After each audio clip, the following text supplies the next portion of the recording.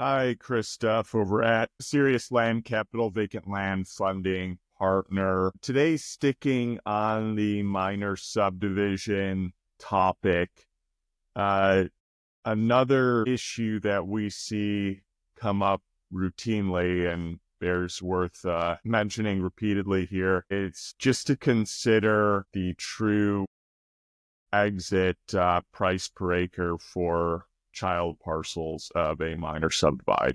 So to break that down a little bit further, when you're looking at a possible subdivision, which you would, you would call the primary parcel that you might be looking to subdivide a parent parcel, and however many splits you might be considering, 2 parcels, 3 parcels, or more.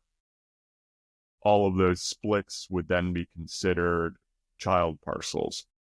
So the key to taking on any potential subdivide project, first off, is to understand the underlying market for the child parcels as well as the parent parcel too. So that this is issue again that we see come up routinely is that people get excited, they have a larger parcel they think is right for a subdivide. Okay, let's just cut it up, maybe get a couple quick comps and say, okay, we can sell for this exit price per acre, which I'll call PPA, to utilize that acronym within the industry here, without really understanding some of the inherent risks or possibly the difference between the exit PPA for parent parcels versus child parcels, as well as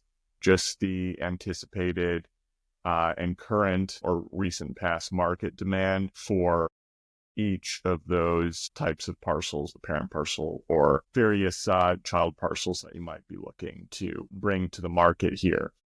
So as usual, what we always start out with is our characteristics review before we even consider pricing out the property. And this is where I know I mentioned, many times, is that when you're considering a subdivide, you have to consider the possible adverse selection of the various child parcels that you bring to the market.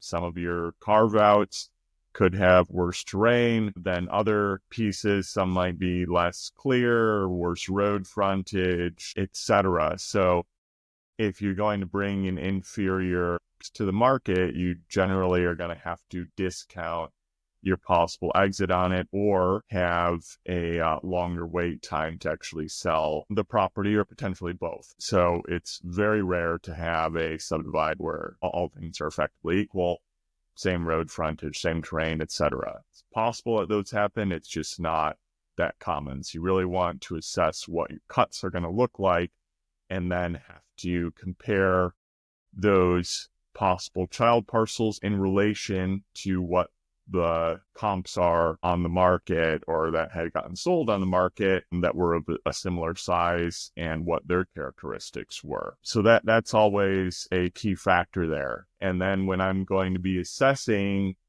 possible subdivision here, I always want to know, especially on something that might be a little bit smaller, if it's like 100+ acres, probably will be a better candidate for subdivide, even 50+. But not always. That's why you always, especially if you're in a market that you're not as familiar with, we operate nationally, so we just don't make blanket assumptions about how each local market operates. And even if we have operated in a market before, it's always good to double check your existing data and assumptions to see if the market has changed since the last time you've been participating there.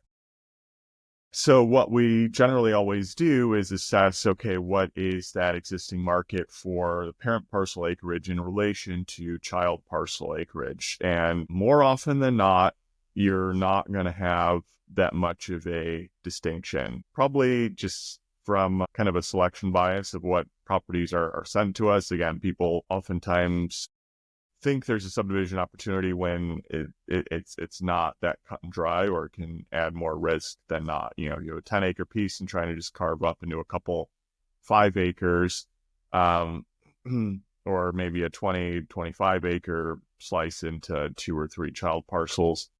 Those are probably the most common scenarios, and it is rare that the child parcel PPA will actually exceed the parent parcel PPA, exit PPA, again, price per acre, in a meaningful fashion. So to give you an example is that, maybe you're looking at a 25 acre piece and the exit PPA, you could say, is closer to maybe 8,000 per acre. Again, I'm just throwing out example numbers. And then you can see that the child parcel exits that let's say you carved it into 3, so you got maybe roughly 8 acre child parcel pieces, are exiting perhaps closer to 10,000 or so price per acre.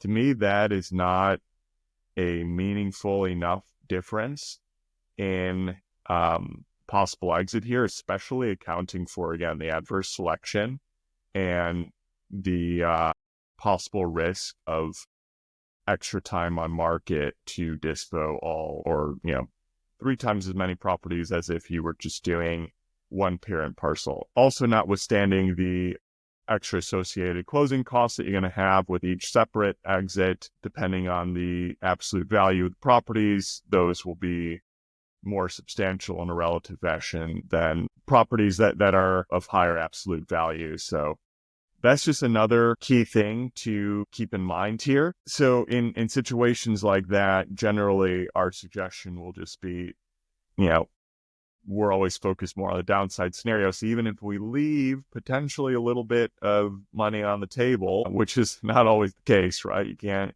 been in land for even longer than a few months, you can't count your chickens before they hatch. Tons of things can change in the market. Market can just punch you in the face at any given time, no matter how good your diligence is. So, generally, our rule of thumb is always protect downside first and foremost, and be okay with a potential lower exit compared to, trying to juice profits a little bit more, but taking extra time on market risk, or just have a blended of equal or potentially even lower value than if we had just tried to sell the parent parcel.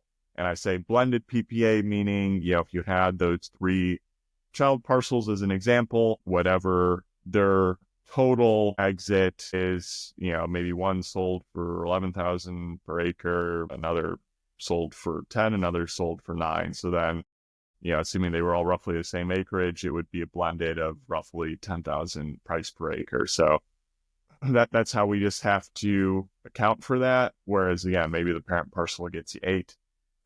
It just not that meaningful of a difference for many parcels there. It's tough to say exactly, okay, where is it going to be more advantageous to try to juice your profits in one direction or not. Also influencing our decision is just how active is the market for parent parcel acreage versus child parcel acreage.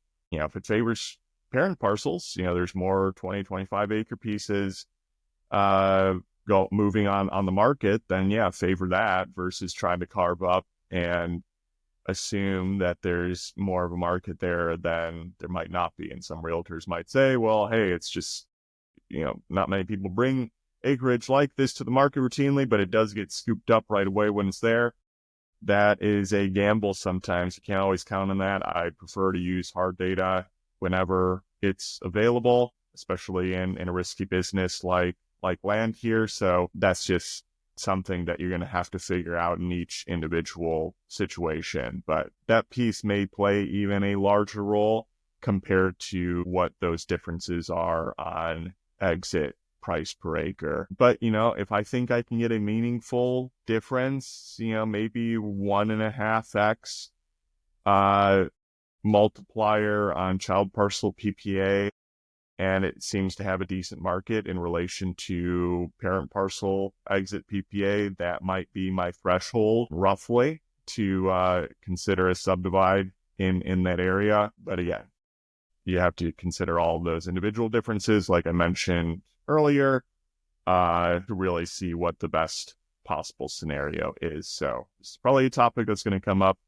again and again, just because there's so much variation, but wanted to share some additional thoughts, hopefully prevent some mistakes happening in your own business based on what we've seen, and also pursued ourselves here. So seriousland.capital for any of your deals looking for funding, Land Daily Diligence Facebook group for zero cost review of your land deals, whether you're looking for funding or not, and landpricer.ai for the most simple and accurate way to price land parcels. Take care, everybody.